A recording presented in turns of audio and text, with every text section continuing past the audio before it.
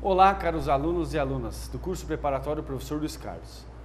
Meu nome é Pedro Luciano e, como já é de costume, nós temos algumas conversas divulgadas. Nós vamos trabalhar hoje com o crime de roubo, lembrando sempre que são algumas considerações breves, né, que sem a pretensão de executar o assunto, e também, maiores detalhes nós temos a oportunidade de conversar sempre em nossas aulas. Mas hoje eu gostaria de afastar alguns erros, algumas impropriedades que existem no crime de roubo e também no crime de latrocínio, que nós sabemos é uma modalidade, né, não vem ser um crime autônomo, é uma situação que é interessante dentro do crime de roubo. Então, quando nós falamos do crime de roubo, eu sempre pergunto a diferença do roubo e do furto, e os alunos rapidamente me respondem que o roubo tem como meio executório a violência e a grave ameaça. Então, eu vejo essas duas situações assim apresentadas de forma automática: violência e grave ameaça, violência e grave ameaça. Mas é importante destacar que o crime de roubo admite 3 meios executórios e não apenas 2. Então, no crime de roubo nós temos a violência, nós temos a grave ameaça e também a violência imprópria. Geralmente esse terceiro meio executório é esquecido. É o que nós encontramos no tipo penal na parte final, quando fala que o agente reduz a capacidade de resistência da vítima. Então, prestem atenção para a violência imprópria. Violência imprópria. Então, essa é a primeira observação. Não fiquem apenas na violência ou grave ameaça, violência ou grave ameaça, violência ou grave ameaça. Lembre-se da violência imprópria. Então, olha que interessante. Existe um golpe que é relativamente conhecido, as pessoas denominam de, entre aspas, Boa Noite Cinderela. Acredito que todos já ouviram falar da situação em que a vítima ela é seduzida, né, pelo sujeito ativo, geralmente uma mulher, mas isso não é a regra, e ao fim da noite, né, entre um drink e outro, um sedativo, um tranquilizante, então é ministrado à vítima. A vítima, em certo momento, ao fim, já depois, em um momento muitas vezes jamais reservado, em um motel nos arredores da cidade, acorda, né, sem os seus pertences, e a gente brinca, né? Levaram lá o carro, roupa, cartão de crédito, ainda deixaram R$700 de conta lá no motel, ainda levaram, limparam frigobar, chocolate, castanha, levaram tudo. Está lá o cidadão no prejuízo todo dia. Então, geralmente as pessoas, quando perguntam sobre a Boa Noite Cinderela, pensam em estelionato, pensam em furto, mas dificilmente respondem que é o crime de roubo, porque quando nós falamos de roubo, lembramos, fica vinculada a ideia de violência ou grave ameaça, e essa situação não ocorre, não é presente no chamado Boa Noite Cinderela. Mas notem que quando nós falamos desse golpe, Boa Noite Cinderela, estamos diante de uma modalidade de roubo, é uma hipótese de roubo, com o meio executório violência imprópria. Então pode ser um sedativo, um tranquilizante, né? Uma bebida alcoólica, uma substância entorpecente, mas desde que o agente dolosamente se utilize desse meio para praticar o crime. Então, diferente é a situação de 2 pessoas estarem em uma casa noturna ingerindo bebidas alcoólicas e ao fim da noite, uma delas, vamos imaginar, passa mal, exagera nessa dose, cai, e outro se aproveita e retira valores. Aí eu não posso falar que é o roubo com violência imprópria. Então deve ser destacado que o agente, o sujeito ativo, se utiliza dolosamente desse meio executório para a sua finalidade, que é o crime de roubo, a subtração, então com esses 3 meios executórios. Essa é uma observação interessante. Segundo, nós falamos da arma de brinquedo. Então temos uma situação que há um tempo era discutida se a arma de brinquedo levava ou não à incidência de uma situação interessante que nós temos aqui no artigo 157, vejam bem, 157, parágrafo 2º. A pena aumenta-se de 1/3 até a metade se a violência ou ameaça é exercida com o emprego de arma. Então nós estamos aqui diante de uma majorante prevista no parágrafo 2º.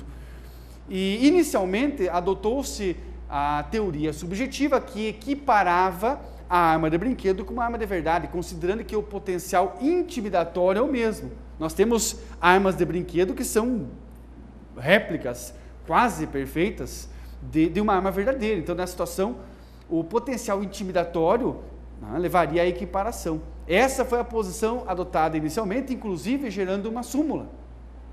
Então a arma de brinquedo levava a incidência desta majorante. Mas, desde o final de 2001, então já fazem um tempo significativo, mas é bom que vocês fiquem sempre atentos, essa súmula foi afastada. E hoje adotamos o critério objetivo, considerando que uma arma de brinquedo, ainda que tenha o mesmo potencial intimidatório, jamais terá o mesmo potencial lesivo.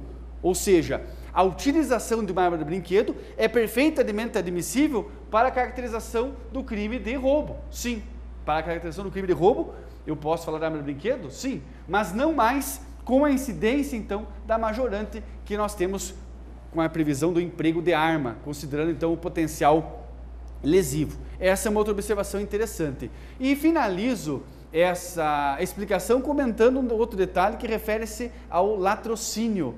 Então, nós temos o latrocínio, uma situação muito, poderia assim dizer, divulgada, mas essa divulgação, ela nem sempre atende à precisão técnica que nós precisamos ter nesse momento de estudo. Então, vocês não raras vezes encontram nos meios de comunicação a afirmação de que o latrocínio é o roubo seguido de morte, roubo seguido de morte. Isso gera um pensamento também automático, também apressado, roubo seguido de morte, roubo seguido de morte. Olha que interessante, se eu trabalho com o raciocínio de que o latrocínio é o roubo seguido de morte, vamos imaginar aqui, então é essa a situação, é um roubo seguido de morte, eu trabalharei nesse pensamento, trabalharei com o latrocínio, se a morte ocorrer em razão de qualquer um dos 3 meios executórios.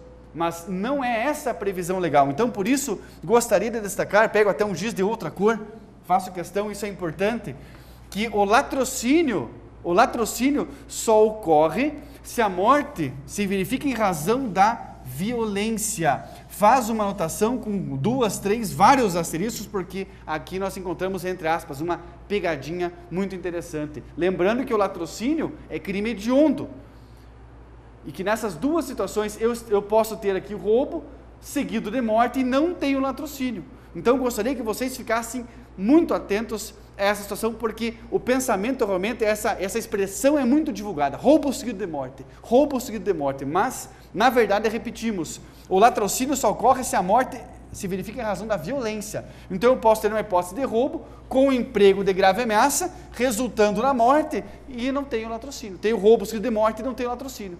A vítima recebe a voz de assalto, tem um ataque cardíaco, morre, eu tenho roubo seguido de morte. A vítima recebe uma dose excessiva de tranquilizantes ou ocorre uma interação medicamentosa não prevista ou desejada pelo agente, porque nós não trabalhamos aqui com o dolo de instinto do homicídio, e eu tenho roubo seguido de morte e não tenho latrocínio. Vejam que interessante a redação para espancar qualquer dúvida prevista no parágrafo 3º do artigo 157, que dispõe sobre o latrocínio. Vejam, então não é uma interpretação doutrinária, isso é a letra da lei. Artigo 157, parágrafo 3º. Se da violência resulta lesão corporal grave, a pena de reclusão de 7 a 15 anos, além da multa. Se resulta a morte, a reclusão é de 20 a 30 anos, sem prejuízo da multa. Então, essa é uma situação que eu gostaria que vocês tivessem um especial cuidado, para que, então, repito, não tenham aquele pensamento apressado, roubo seguido de morte, roubo seguido de morte, roubo seguido de morte, porque eu posso, então, trabalhar com o roubo e morte, e não ser latrocínio, não é crime hediondo daí. Então, essa é uma observação que entendo, friso, destaco com grande cuidado para que vocês, então, fiquem atentos.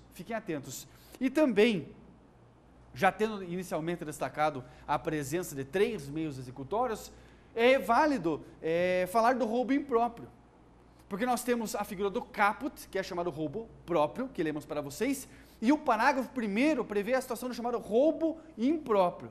Roubo impróprio, com a seguinte redação, para ajudar os colegas que estão sem o Código Penal. Parágrafo 1º.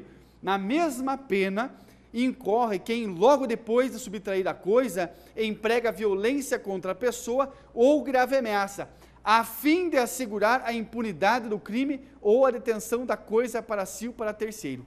Então, notem que a diferença do roubo próprio para o roubo impróprio é porque no roubo próprio, a subtração inicia com o emprego da violência ou grave ameaça, e no roubo impróprio, inicia a conduta do agente com a subtração e depois, logo depois, ao emprego da violência e grave ameaça. Mas notem que quando falamos do roubo impróprio, nós não verificamos a violência imprópria. Então é interessante, essa é uma dúvida, e que eu já encontrei alguns erros em provas e que eu faço questão de destacar para vocês, porque o aluno não vincula a ideia de que roubo impróprio é porque tem violência imprópria. Não, nós temos aí um momento de emprego, então, da violência ou grave ameaça. São algumas observações breves, nós temos ainda outros comentários para vocês para fazer em sala.